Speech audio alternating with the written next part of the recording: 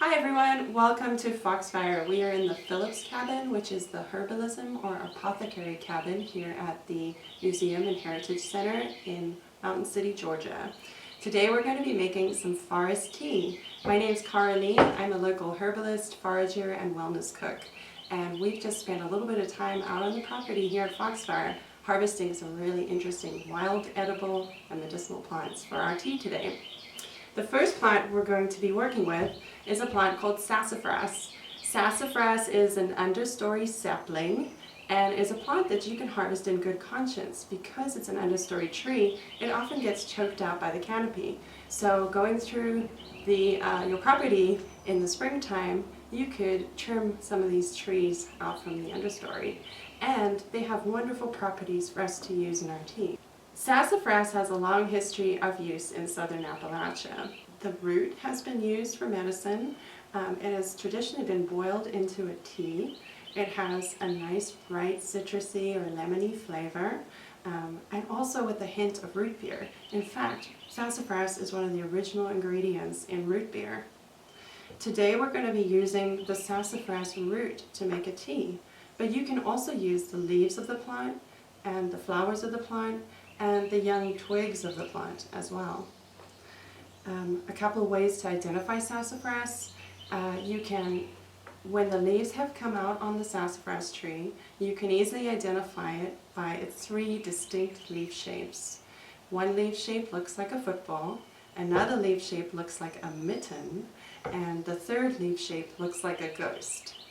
These deeply lobed leaves help us to identify sassafras. The leaves can be crushed and also produce a nice scent similar to the root, and have also been used as a root thickener for stews and soups, and especially recipes like filet gumbo. So here we have a really nice piece of sassafras root, and I'm going to go ahead and get this root prepped for our tea. Since this is a root and is pretty firm, we're going to want to boil this and make a preparation called a decoction. So a decoction is when we take any kind of hard plant matter like roots, twigs, berries, and bark, and we add it to a pot with cold water, slowly bring it to a boil, and then allow it to simmer for about 15 to 20 minutes. Now I'm going to take a peeler and just peel back some of the hard fibrous layers of the root to expose the more tender inner part. So we've gone ahead and removed some of the hard fibrous outer layer of the sassafras root and cleaned it up a little bit. And now we're going to take our peeler and just continue to shave nice fresh pieces of root off of the sassafras. This root can be a little woody and tough, and so a nice sharp peeler does the job. You can also use a really good chef's knife or a pair of shears to cut the root up into chunks. So we've gone ahead and prepped all of our sassafras root into these nice shavings, or like I said before, you can just chop these into chunks at home too. The more surface area that is exposed, the more flavor you'll get out of the sassafras root. So that's something important to note as well. But I'm going to take this is about a quarter cup of shavings to about 2 cups of water, and I'm going to add this to my pot. The water in here is cold, and so we're doing what I said was called a decoction. Moving on to the next ingredients for our tea.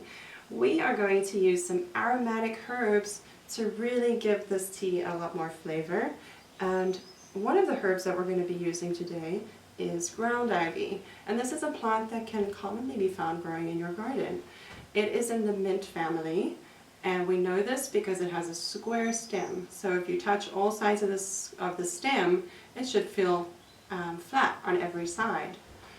It also has small little scalloped leaves that look like clouds and tiny purple flowers, and all aerial parts, all the parts above the ground, are useful for this plant.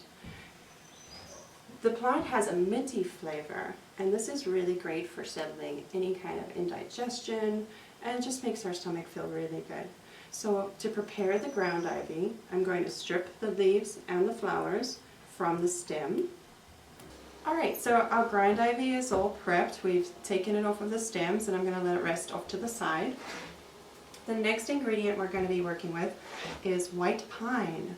And white pine is a great ingredient because it's really rich in vitamin C. so it can be really wonderful for the immune system, give a good boost. We know that this is white pine because it has 5 needles. 1, 2, 3, 4, 5. Unlike other pines that have 3 needles. So this is a key identifier of white pine. And this is a wonderful plant to nibble on if you're foraging in the woods, but we can also infuse it into our tea. And so what I do with the pine needles is I just roughly chop them up into small pieces just to release some of that pine flavor.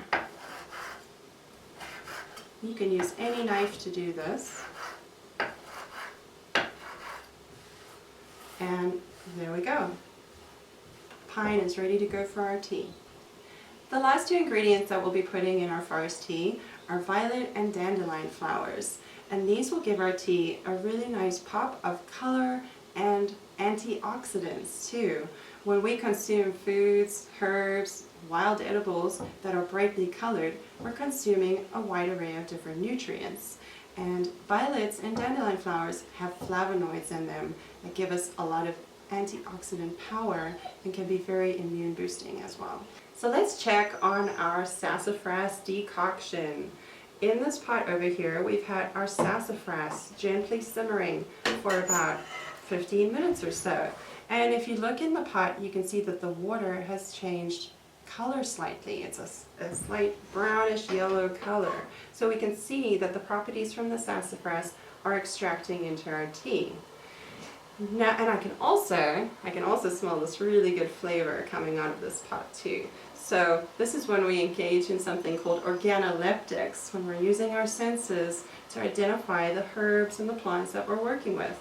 Now it's time to add our more fragile plants to our tea. Since we're using leaves and flowers and not roots, berries, and twigs, we just gently infuse the lighter plant matter into our hot water at this point. And so I'm going to add our handful of ground ivy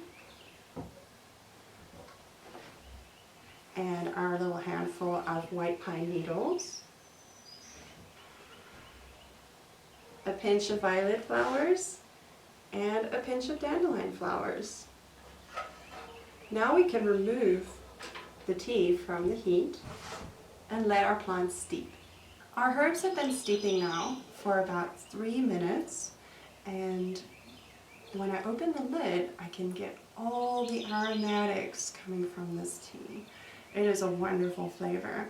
So now that it's steeped, we are ready to strain. To strain my tea, I'm just using a mason jar with a strainer insert. And very, very carefully, I like to use a towel, have a towel handy at all times because we're working with hot liquid here. I'm going to support the jar and pour our tea through the strainer.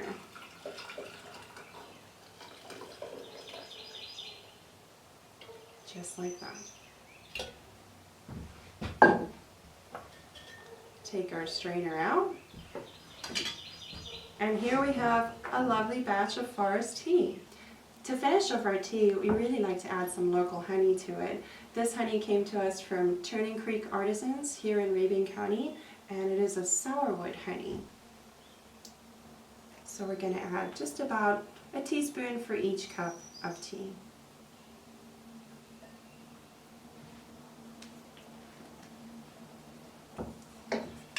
Give it a stir.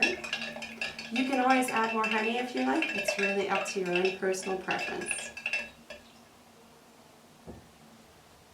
Our forest tea is now ready to enjoy. Thank you so much for tuning in. Stay tuned for more. We hope you all are staying well, safe, and happy at home. Take care.